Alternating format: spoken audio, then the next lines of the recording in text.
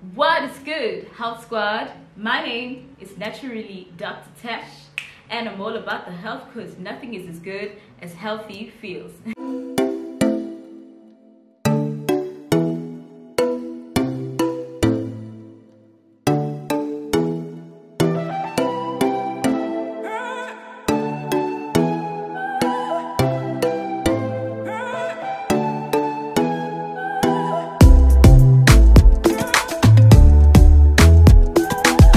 Hey guys, welcome back to my channel. I'm so glad that you guys have tuned in. Before anything, don't forget to hit that subscribe button and hit on that notification bell, you guys, to be getting my future updates. You guys have tuned into another medical series with me, naturally Dr. Tash, and as you guys can see by the title of this video, today we are going to be discussing how to survive medical school abroad. This video just practically stemmed out again, people just asking me, Tash, like, how are you doing? You know, how are you surviving medical school in China? So yes, today you guys, I decided to film this video to share some of the practices that have actually worked for me over the years, and not just for the sake of studying, but actually studying with the intention of, you know, doing well in your medical studies. So let's go.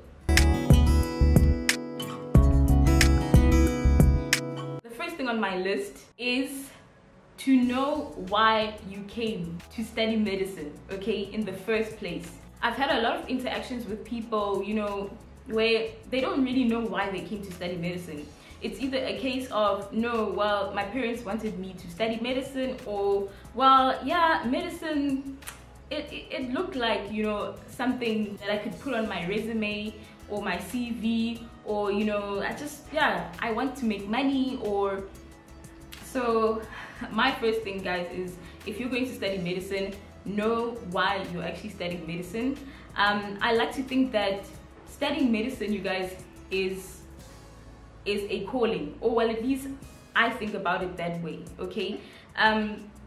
You have to have a certain passion to, you know, towards this calling, a passion for working for people, and in that way I think that will actually make your medical career or medical studying abroad much more simpler, if you know why you came and you're always beginning with the end in mind. The second thing on my list, you guys, to keep in mind that there are going to be differences, okay, studying medicine abroad and of course your country of origin. So whether you're studying medicine in Russia, the UK, India, whatever the case may be, it's never going to be the same as studying medicine of your home country. So medicine in China is definitely going to be different from studying medicine in South Africa. Okay, you are in a new country where they speak a different language. Okay, there's going to be differences in how the curriculum is set up. There's going to be differences in the duration of the program. There's going to be differences in the focus points, the diseases that they focus on, relative, you know, to the place that you are at. If I can just give you an example, for example, maybe malaria is a big thing in Africa because the incidence rates are much higher there. So the focus of malaria in African countries is large, whereas in China, you know, we did things like malaria and HIV as minute little subtopics. It's not that you don't get taught, but the focus is going to be different. And that's why I always say medicine is relative, okay, relative to that particular region or that particular country of practice, okay? The number one thing, guys, is really to acknowledge that there is going to be differences. And then after you have acknowledged that there's going to be differences, then you actually know how to proceed in moving forward in your medical studies, because this will actually help you bridge the gap between where you are studying and where you want to work. You need to know what others are doing. And when I'm saying what others are doing, I mean you need to know what your peers are doing in the place that you actually have interest in working at. So you need to know what the medical students there are doing, okay? What they're studying, the resources that they're using, the books that they're using, you know what I'm saying, what they're focusing on. So that actually helps to keep you on par. So you definitely need to have some sort of contact with someone or people, a group of people, where you can actually get these resources from, where you can actually get, you know, this insight from of what they are actually doing, okay, in their classes and what they are actually studying at school.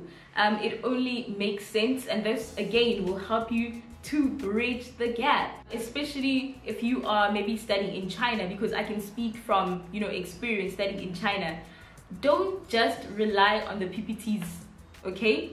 Don't rely on the PPTs that the Laoshi gives you, right? And say that no, you've studied and that's it, and then yeah, you go to sleep at night and that's it. If you're studying medicine abroad, I think that is a recipe for disaster. I think that is a recipe for failure, okay? You have to be updated with what other people in the world are doing, what your peers are doing, medical schools back home or wherever you want to work and study. Don't just rely on the PPTs. Get other sources, okay, of information. These days, you guys, it is so easy to do that. You just have to put in a little effort, but really, literally, these things are available, you know, at your fingertips, okay? Everybody has a phone these days. You know, everybody has maybe an iPad, a laptop, whatever it is that you use to study. Just get other resources, buy other books, okay, that are outside of, for example, maybe Chinese books. Buy international books, okay? If you know that the students that side are using these international books, buy those international books. And if you don't want to buy those international books and actually spend money, there are so many e-book platforms that you can actually download these ebooks from and get your life together. There is no need to just be studying PPTs. Personally, I use a platform called PDF Drive. Don't say I am not plugging you guys, but PDF Drive is one of the many platforms. I know that there's many platforms, and basically on this platform you can actually download ebooks for free, including medical books. You just have to know how to search the author and know how to search the title of the book, and you can definitely download it, and it is free. Another thing that I do is I go above and beyond the PPTs. I actually buy the textbooks that they use in China, but not only that, I also study like online resources. So I look at videos because I am a visual learner. I learn by repetition, and I learn by, you know, seeing things and hearing. So I actually do watch a lot of online content. I do watch a lot of YouTube videos. There are so many online medical resources where you can source out these videos. If you don't understand a topic, then you can actually go on to, you know, YouTube or Google, or, you know, any site that you know. For example, Khan Academy helped me like through basically my first, second, and a bit of third year, because they had a lot of that preclinical information that I wanted, and they just simplified things like so much to the point where it was like ridiculously easy. So yeah, that is just one of the few.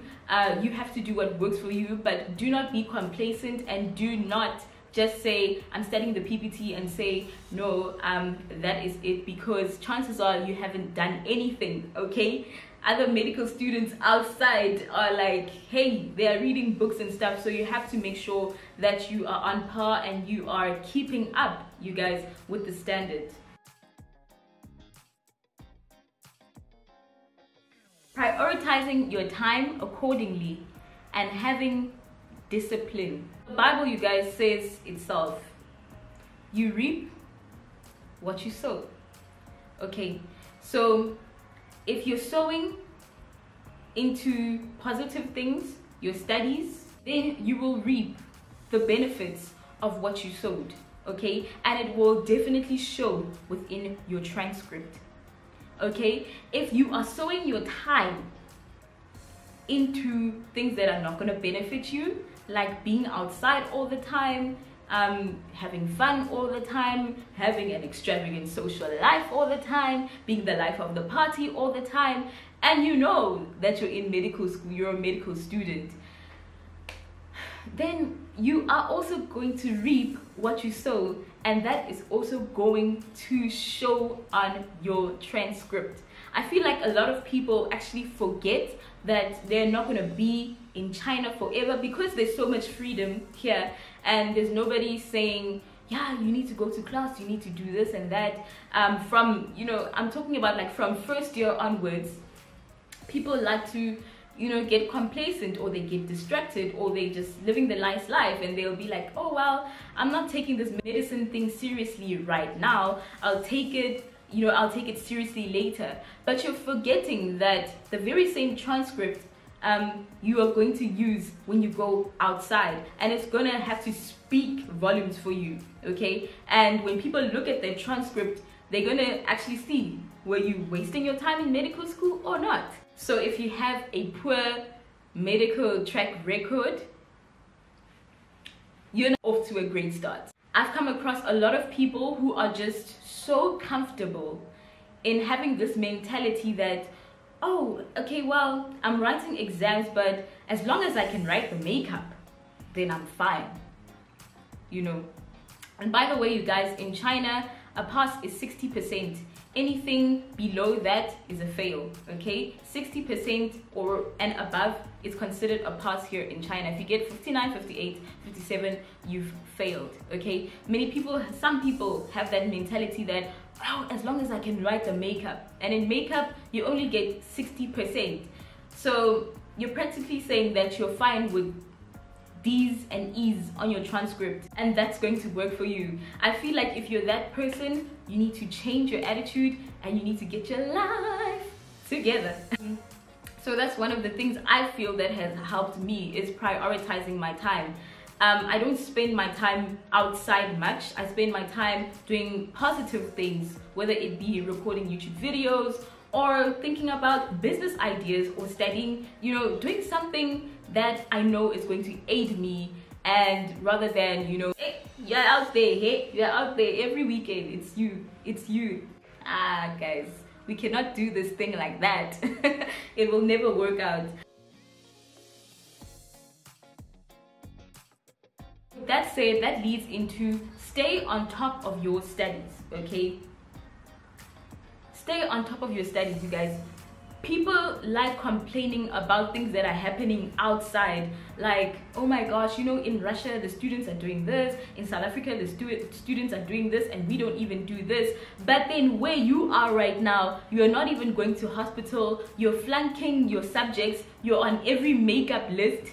Like, how can you look at what people are doing on the outside while your house inside is a mess, okay? So stay on top of your studies, and again, that ties in with prioritizing your time, because what you reap, you guys, is definitely what you are going to sow.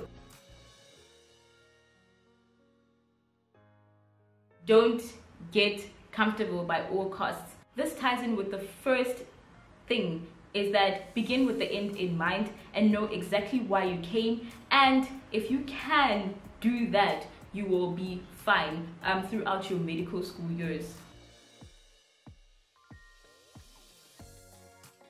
The next point I jotted down is to have a support system. Yo guys, it is so hard being in another country where you don't understand the language, and it's just totally different. So many culture shocks, and you know, so many things that you're not used to, and then you're having to come and study, and studying, you guys, is just, it's so challenging on its own. It's so important to have a support system where you are. Make sure that you have people that you can actually talk to when you're going through life's challenges, because life is going to challenge you, okay? You're gonna be homesick, you're gonna miss the food, you're gonna have issues. So make sure you have people around you that can support you. Mental health is very, very important. It is not a topic to be played with. So guys, have a good support system. We need to take care of our mental health. So yeah, that is the second last point. And last but not least, guys, we need to have gratitude. I sing this throughout my life. This is like my life's motto. Have gratitude. Okay, have gratitude. Yes, there might be things that you don't have right now. You might not be where you want to be right now. You might be thinking, but you know, why are we doing this, or why are we not doing this? But you're also forgetting you are the same person that cried to God to be where you are today. And now that you are here, you're practically just, you know, taking it for granted, or whatever the case may be. You are the same person who cried to God to be here. And you're also forgetting that there are people who wish to be in your shoes, who are looking at you and being like, oh wow, I wish I could do that. I wish I had the opportunities to do that. So whenever you feel that, you know, you are complaining too much, or you are in that space where, you know what, you feel like you just want to complain, remember to have gratitude, give thanks to God, work hard, and just keep it pushing. So yes guys, I hope you guys enjoyed this episode of the medical series and you guys have learned or taken something out of it. As always, I hope to inspire someone out there. Remember, if you have any questions, please comment them down in the commentary section below. I want to hear from you. If you have any questions regarding medical schools in China, let me know about your experience. I want to hear from you. Comment. Remember that eating well and living well is a form of self-respect. So respect yourself.